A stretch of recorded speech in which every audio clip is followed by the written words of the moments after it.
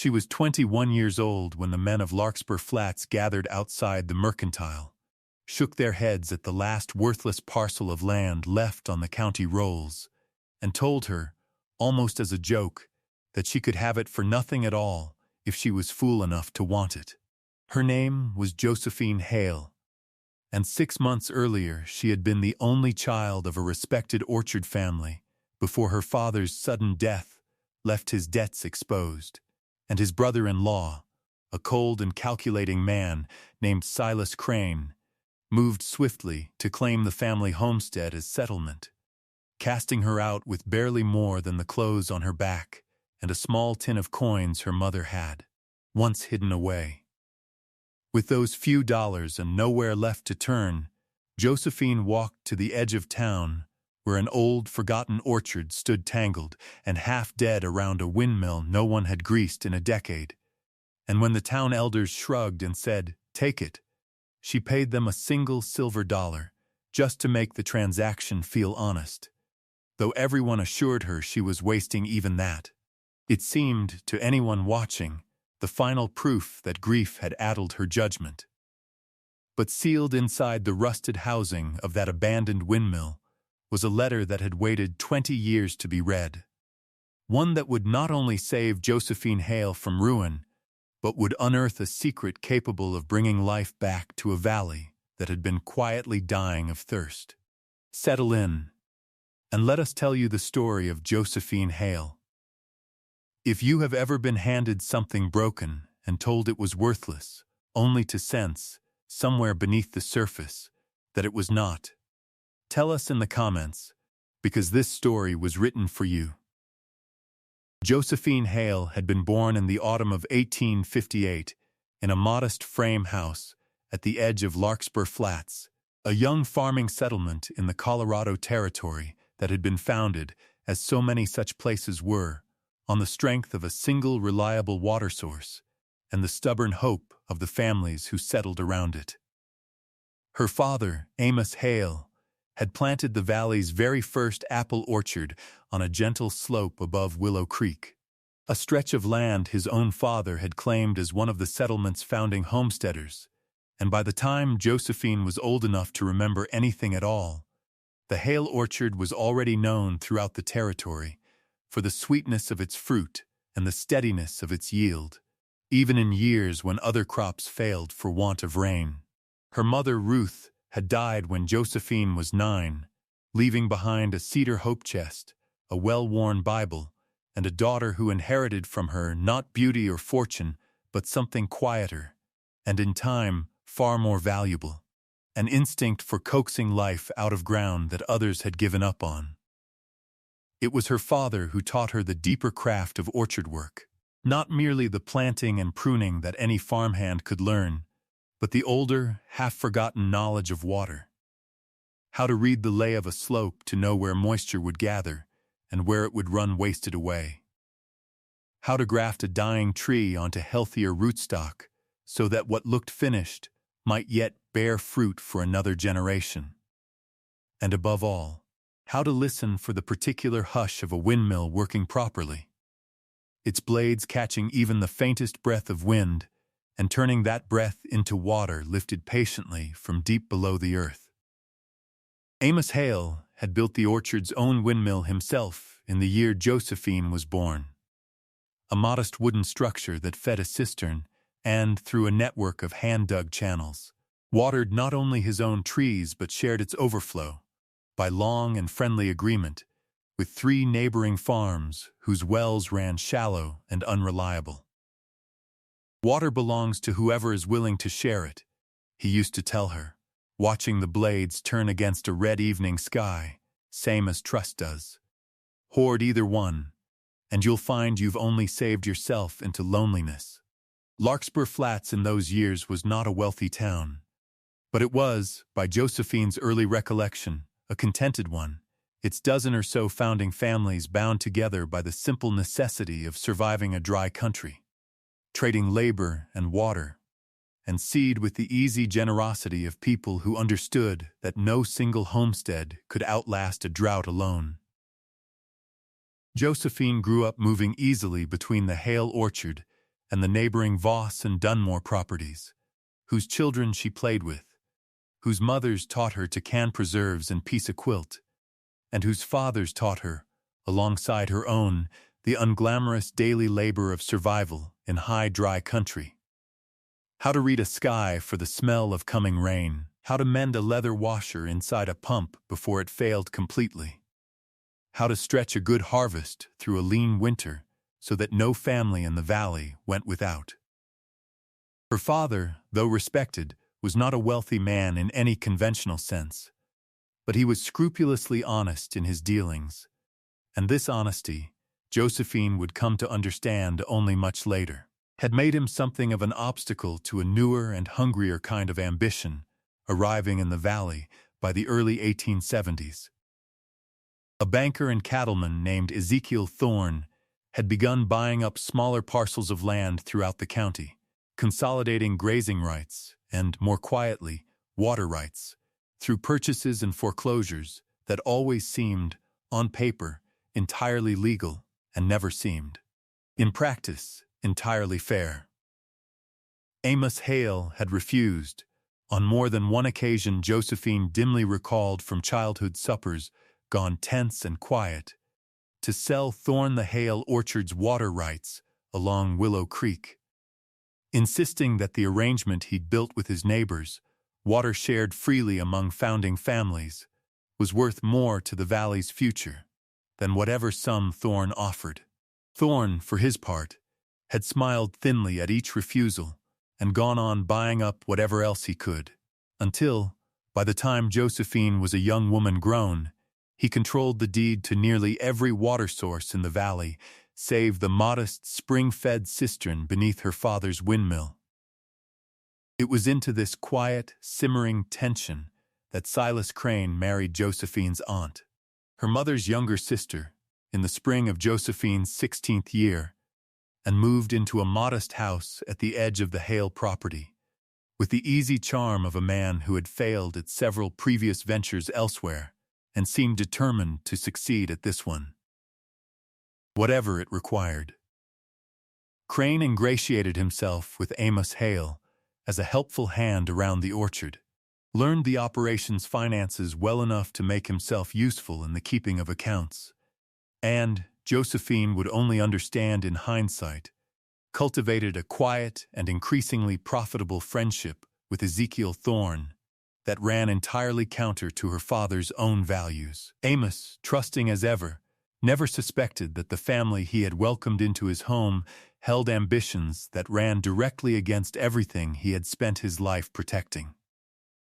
Amos Hale died in the winter of 1879, thrown from a spooked horse on an icy trail while riding to fetch the doctor for a neighbor's sick child. A death so sudden and so plainly accidental that no one, least of all Josephine, thought for a moment to question it. What she discovered in the weeks that followed, however, was a betrayal every bit as devastating in its own quiet way. Silas Crane, it emerged, had for several years been quietly co-signing loans against the orchard in her father's name. Loans Amos had never fully understood he was taking on, structured by a lawyer friendly to both Crane and Thorne in language complex enough to obscure their true purpose,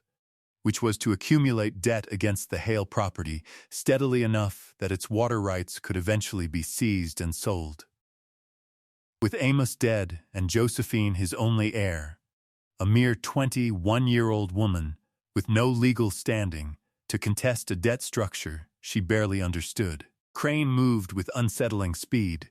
presenting the county land office with documentation proving the orchard's debts exceeded its worth, and offering, with an expression of great reluctance, to take on the property himself as settlement so that his late brother-in-law's name would not be dragged through a public foreclosure. Josephine fought it as best she could,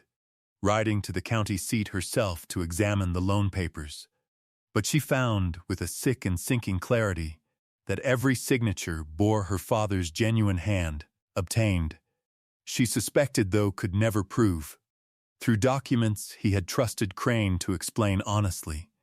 and had signed without reading closely. Blinded by grief and by the ordinary faith a man places in family. The judge, a tired territorial appointee with no appetite for a lengthy dispute over a modest orchard's finances, ruled the debts valid and the property forfeit, and within a month of her father's funeral, Josephine Hale found herself standing outside the only home she had ever known, watching Silas Crane direct hired men to move his own furniture into rooms that still smelled of her father's pipe tobacco. He did not turn her out cruelly. Exactly, he offered her, with the same thin smile Ezekiel Thorne so often wore, a small sum of money to be on her way and start fresh somewhere she was not so painfully reminded of what she had lost. She took the money because she had no other choice,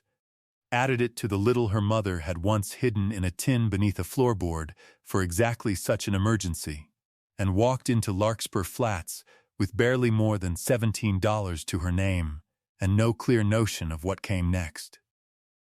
It was in this state, hollowed out by grief and humiliation both, that Josephine found herself. Some weeks later, standing at the edge of town listening to a cluster of local men discuss what ought to be done with the old Whitfield orchard, a stretch of some 40 acres on the far side of the valley that had been abandoned for nearly 2 decades. Its trees grown wild and half strangled by neglect, its windmill standing rusted and motionless above a cistern everyone assumed had long since silted shut. The Whitfield family, an elderly bachelor named Elijah Whitfield, and whatever kin he'd once had vanished from the county records so long ago that no living person in Larkspur Flats could say with certainty what had become of them. Only that the land had reverted to the county for unpaid taxes decades past, and had sat since then as a curiosity nobody wanted, too far from the main road to farm profitably, too overgrown to graze, its water source presumed dry. "Take it," old Hollis Dunmore said to her that afternoon, only half in jest, when Josephine, more from a need to have somewhere to stand than any real plan, asked what the county wanted for it. "Nobody else will. County'd probably pay you to haul off the eyesore." She paid a single silver dollar for the deed the following morning, less out of hope than out of a stubborn refusal to arrive in her new life with absolutely nothing to her name, and moved into a leaning, half-collapsed cabin on the property, with $16 left in her tin and a windmill overhead that had not turned in 20 years. The orchard, when she walked its rows in the gray light of her first morning there, was worse than she had feared, and, in one particular, better than she expected. Most of the trees were indeed dead or dying, choked by wild grasses and untended for so long that their branches had grown into tangled, ungovernable shapes. But scattered among them, here and there, she found old apple varieties she recognized from her father's own orchard, planted in patterns that suggested someone had once cared for this ground with real skill and real love before whatever calamity befell the Whitfield family. She spent her first week doing what she knew how to do: clearing deadwood, examining rootstock, pruning back what could still be saved, because working with her hands quieted the grief in a way sitting still never could. And it was while clearing brush from around the windmill's base, hoping foolishly that the old structure might somehow still draw water if given the chance, that she noticed the housing at its top. The wooden box that sheltered the gearing mechanism from weather bore a small hinged panel that did not match the surrounding construction, as though it had been added after the mill's original building. Climbing the mill's rickety ladder took most of an afternoon's courage, and when she finally pried the small panel open with a chisel borrowed from her cabin's meager tool shed, she found, wrapped in oilcloth and tucked into a hollow clearly carved for exactly this purpose, a letter, sealed with wax gone brittle with age, addressed simply to whoever finds this and cares enough to read it. Her hands trembled as she climbed back down, and she sat that evening at her cabin's rough table with a single candle burning, reading words that had waited 2 decades in the dark for someone patient enough or desperate enough to go looking. The letter was signed Elijah Whitfield, dated the spring of 1859, and it told a story that reshaped everything Josephine believed she understood about her own valley's history. Elijah Whitfield, it emerged, had been among the very first settlers of Larkspur Flats, arriving even before Josephine's own grandfather. And it was Whitfield, not any later homesteader, who had first discovered the artesian spring feeding the underground water table beneath what was now the Hale orchard and half the valley besides, a discovery he had made while sinking a well on his own property and finding, to his astonishment, water rising with such natural pressure that it required no pump at all, only a channel to guide it. Rather than claim this spring exclusively for himself, Whitfield had done something the letter described with quiet, aging pride. He had filed the water rights not in his own name alone, but under a cooperative agreement he drew up and had every founding family of Larkspur Flats sign, an agreement declaring that the spring's water belonged, in perpetuity, to the community as a whole, to be shared according to need rather than hoarded according to wealth, with Whitfield's own windmill serving merely as the shared surface access point for water that in truth ran far below all their lands alike. This cooperative water agreement, Whitfield explained with evident sorrow in his failing hand, had been recorded properly at the Territorial Land Office in its earliest years, but a fire had swept through that office in 1861, destroying most of its records, and in the chaotic refiling that followed, the agreement had simply never been properly restored. Lost in the gap between one clerk's negligence and the next's ignorance of what had once existed, Whitfield, growing old and increasingly alone after his wife's death and his children's departure for opportunities elsewhere, had watched with quiet dread as a younger generation of settlers, unaware the original agreement had ever existed, began behaving as though the valley's water sources were simply available for individual claim. And he feared, correctly as history would prove, that whoever eventually consolidated those claims would use the confusion to seize control of water that rightfully belonged to everyone. Too old and too poor himself to fight a legal battle to restore the lost filing, and estranged from what remained of his own family, Whitfield had done the only thing left within his power. He had drawn, from careful memory and his own original surveying notes, a precise map of the valley's true water table and the spring's actual source point, along with a copy of the original cooperative agreement rewritten in his own hand and witnessed anew by 2 neighbors he still trusted, and sealed both inside the one place he was certain no casual visitor would think to look, trusting that someday someone with reason enough to search his abandoned orchard thoroughly would find it and understand what was truly at stake. Josephine read the letter 3 times that night, and by the 3rd reading she understood, with a clarity that left her breathless in the candlelit dark of her borrowed cabin, precisely what she was holding. The spring Elijah Whitfield described was not merely historical curiosity, the map's coordinates, cross-referenced against her own intimate knowledge of the valley's terrain from a lifetime spent working her father's orchard, pointed to a source running directly beneath both the old Whitfield property and the Hale orchard beyond it, the very water table that fed her father's windmill and, by extension, the cistern that Silas Crane now controlled without any true legal right to hoard it, since the original cooperative agreement, properly restored, would establish that no single family, however wealthy or however cleverly they had maneuvered on paper, held exclusive claim to water that belonged to the whole valley by a document older and more binding than any deed Ezekiel Thorne or Silas Crane had since assembled. It also meant, she realized with a slower and more painful dawning, that her father's own lifelong insistence on sharing his orchard's water freely with the Voss and Dunmore families had not been mere personal generosity, as she'd always assumed, but very possibly an unconscious inheritance of exactly the arrangement Elijah Whitfield had originally established, passed down through habit and decency long after the paper proof of it had been lost to fire and neglect. For several days, Josephine told no one what she had found, working through the practical and dangerous implications with the same careful patience her father had taught her to apply to any grafted branch or uncertain harvest. She understood immediately that simply announcing her discovery to Silas Crane or Ezekiel Thorne would accomplish nothing but her own swift and thorough silencing,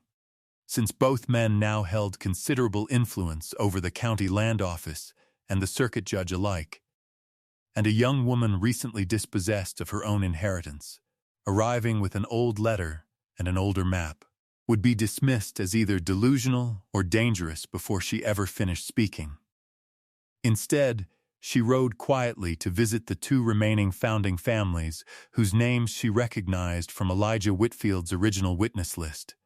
the Voss family and an elderly widow named Constance Pryor,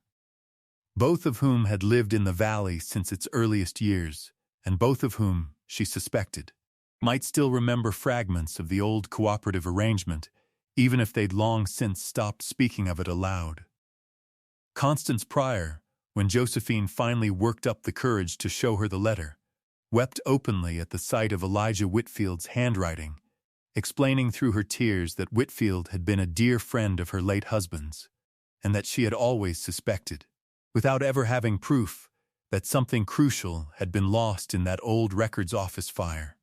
something that might explain why water disputes had grown steadily uglier in the valley every year since. She confirmed, from her own memory as a young bride present at several of the valley's earliest community gatherings, that she recalled her husband speaking of a water-sharing agreement among the founding families, though she had never seen the document itself, and had assumed, as most everyone eventually did, that it existed only informally, by custom rather than by law. This confirmation, small as it was, gave Josephine the first thread of independent corroboration for Whitfield's letter, and it was enough to convince her that the discovery deserved a wider hearing than she alone could give it, whatever the risk to herself in seeking one. It did not take long for word to reach Silas Crane that his dispossessed niece was riding about the valley, asking old-timers pointed questions about historical water rights, and he arrived at Josephine's cabin on the old Whitfield property himself, one gray afternoon, ostensibly to see how she was faring in her new circumstances, though his true purpose revealed itself quickly enough once he noticed the oilcloth-wrapped documents resting on her table. His expression, Josephine would recall later,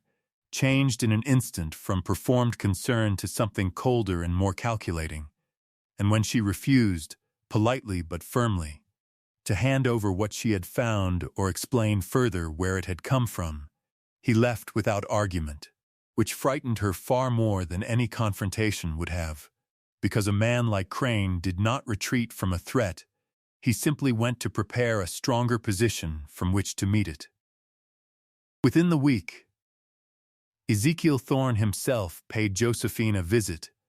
arriving with the same thin, unbothered smile she remembered from childhood suppers, and offered,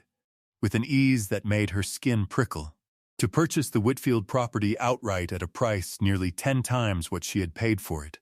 an offer so far beyond the land's apparent worth that it confirmed, more completely than anything else could have,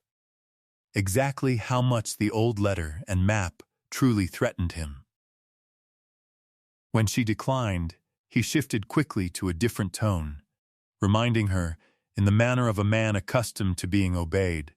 that a young unmarried woman alone on an isolated property with no family support could find herself vulnerable to all manner of unfortunate circumstance, and that it would be far wiser for everyone concerned if she simply set aside whatever old papers she'd stumbled upon and accepted his generous offer instead. Josephine, who had buried a father, lost a home, and walked into a strange orchard with nothing but a tin of coins, found in herself, in that moment, a steadiness that surprised even her, and told Ezekiel Thorne plainly that she intended to have the old water agreement properly examined by the Territorial Land Office, whatever the cost to her personally, because it was not truly hers to hide even if she wished to. Thorne and Crane moved quickly after that, spreading word through Larkspur Flats that the Hale girl, addled by grief over her father's death and her own recent misfortunes, had taken to wandering the old Whitfield place, spinning wild stories about buried treasure and forgotten deeds. Stories no sensible person ought to credit. For a time, this whispered discrediting worked precisely as intended. Several townsfolk who might otherwise have supported her grew hesitant to be associated with a young woman increasingly painted as unstable. And the circuit judge, when Josephine finally secured an audience to present her evidence, listened with visible impatience and made it clear he saw little reason to reopen questions of water rights that had, in his understanding, been settled by whoever currently held the relevant deeds. It was, for several despairing weeks that autumn, entirely unclear whether Elijah Whitfield's careful, patient hope of a fairer future would find any hearing at all, or whether it would simply join him in the quiet obscurity of a valley, too willing to accept whatever story its most powerful men chose to tell. What ultimately turned the matter was not any single dramatic confrontation, but the same patient thoroughness that had carried Josephine through every hardship since her father's death. She rode, over the following month, to the territorial capital itself, carrying Whitfield's letter and map along with sworn statements from Constance Pryor and two elderly members of the Voss family, who, once they understood the stakes clearly, found their old memories of the founding years returning with surprising vividness. There, at the Territorial Archive, a records clerk with a scholarly interest in the valley's early history helped her locate a partial, water-damaged fragment of the original 1858 Land Office register that had survived the 1861 fire after all. Tucked into a box misfiled decades earlier and never properly catalogued,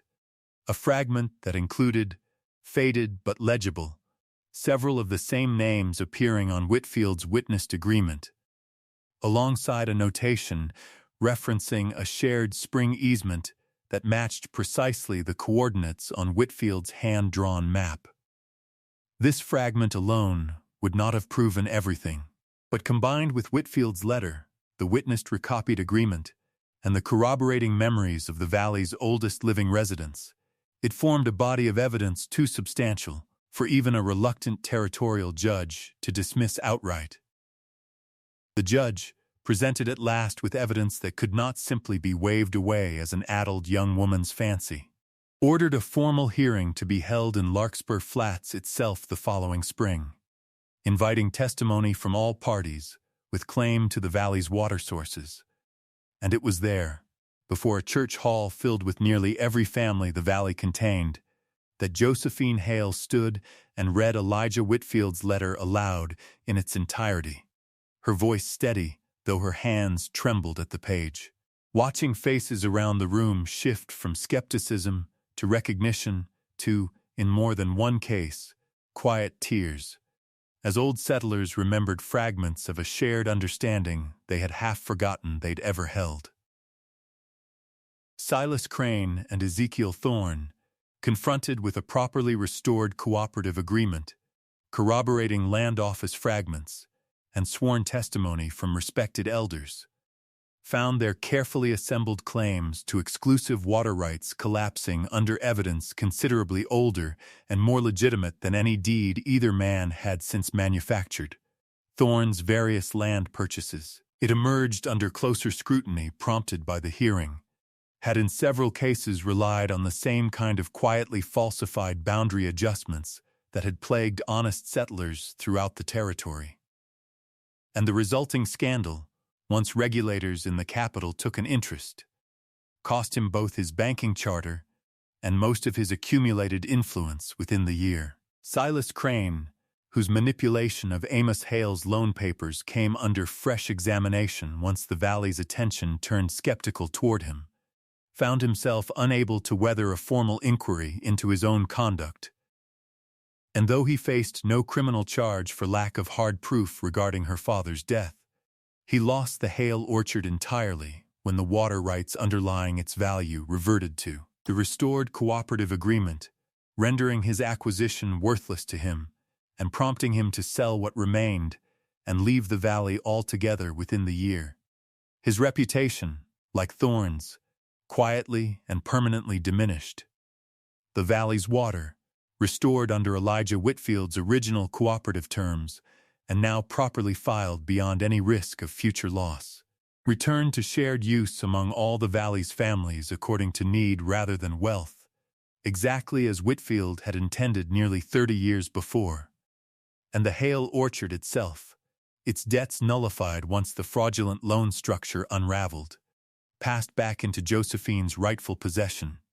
though she chose, in the end, to divide her time and her labor between restoring her father's trees and continuing to nurse the old Whitfield orchard back to health as well, unwilling to abandon the ground that had given her shelter, and, in its own patient way, given the whole valley back its future. It is worth remembering, now, that Josephine Hale was 21 years old when the world took everything she had ever known and left her standing at the edge of town with $17 and no clear notion of what came next, and that it was in that moment of apparent foolishness, paying a single silver dollar for a dying orchard nobody else wanted, that she came closest to her father's oldest and truest lesson, that water belongs to whoever is willing to share it,